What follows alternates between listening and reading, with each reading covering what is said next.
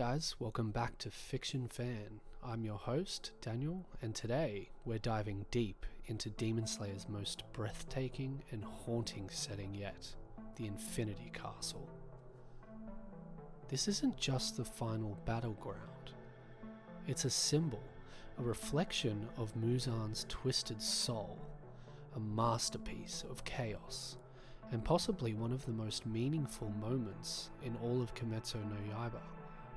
So let's descend together into the castle without end and uncover what it really means for the story, for Tanjiro, and for the legacy of humanity's fight against the darkness. So let's start with a simple question.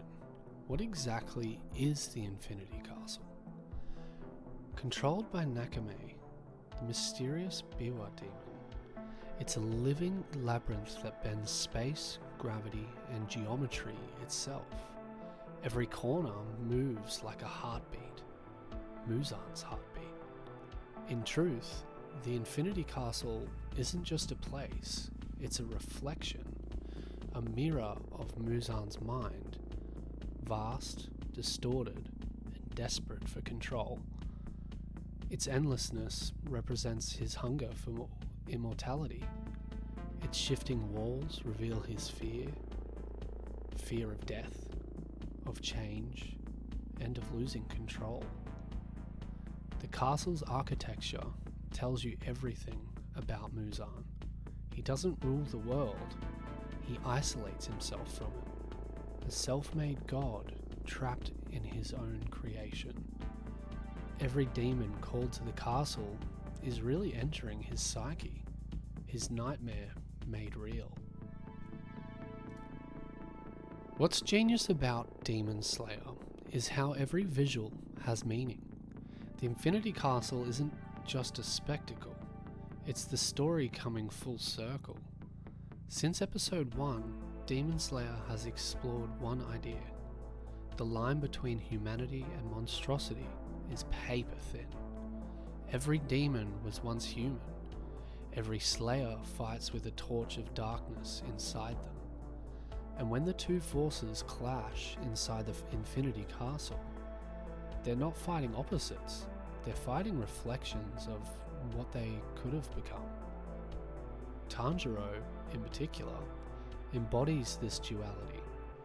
His compassion keeps him grounded, but his rage, his grief, could easily have made him another Akaza. Even Muzan, the ultimate evil, is just a man terrified of being forgotten. His cruelty is his fear turned outward. That's why the Infinity Castle is alive. It's his ego screaming, "I exist. You will remember me." And then there's Tanjiro, the boy who breathes like the sun. The Hinokami Kagura, the sacred dance, began as an act of gratitude, honoring life, light, and love. But in Tanjiro's hands, it becomes a weapon of judgment. His flame isn't chaos, it's rhythm. His every movement feels like a prayer, because fire in Demon Slayer is both destruction and purification. Yoriichi, the first Sunbreather, passed that legacy down not to create killers, but healers of the world's corruption. Tanjiro's fight inside the Infinity Castle isn't about killing demons, it's about freeing souls. That's why he still cries for them, why he still calls them by name, because to Tanjiro, even in the castle of death, there's still something worth saving. Now, let's step into theory territory.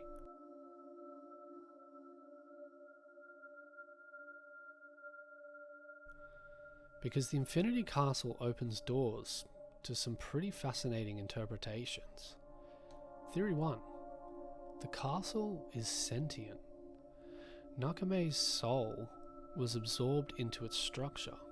Some believe that even after Muzan falls, the castle itself could linger, a scar left behind in the Demon Slayer world, a physical manifestation of evil's echo.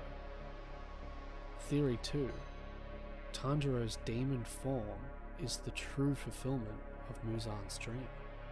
Muzan wanted perfection, and when Tanjiro briefly becomes a demon, pure, powerful, yet driven by compassion, it's poetic irony. Muzan's ideal form becomes the very thing that destroys him. Theory 3. Nezuko is the bridge between worlds. She conquered the curse through willpower alone. No antidote, no spell. Maybe her bloodline represents the future. A humanity evolved to resist darkness instead of eradicating it. Wild theories, sure, but Demon Slayer has always been more about emotion than logic. So maybe that's the point. The Infinity Castle also strips away every illusion of strength. The Hashira, the pillars of humanity, all face their final truths here. Gayu learns that mercy is not weakness.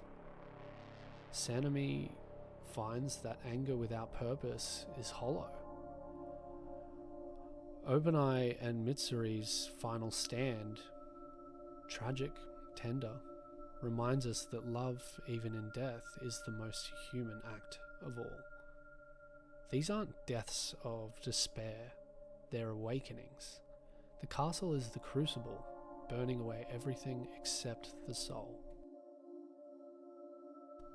When dawn finally breaks, it's not just the end of the war, it's the cleansing of a world that's carried too much pain. Rengoku said it best: those who are born after us will carry our will forward. That's the true legacy of Demon Slayer. Not the sword techniques, not the breathing styles, but the will to protect beauty even in a world full of suffering. The Infinity Castle burns away everything false, and what's left is hope. So in conclusion, the Infinity Castle isn't just an ending, it's a reflection. What would it show you if you were trapped inside it? Drop your theories in the comments. I'd love to hear your thoughts. I'm Daniel, and this is Fiction Fan. If you enjoyed this video, don't forget to like and subscribe. I post new videos every Monday and Thursday at 6 AM Australian Eastern Standard Time. See you next time on Fiction Fan.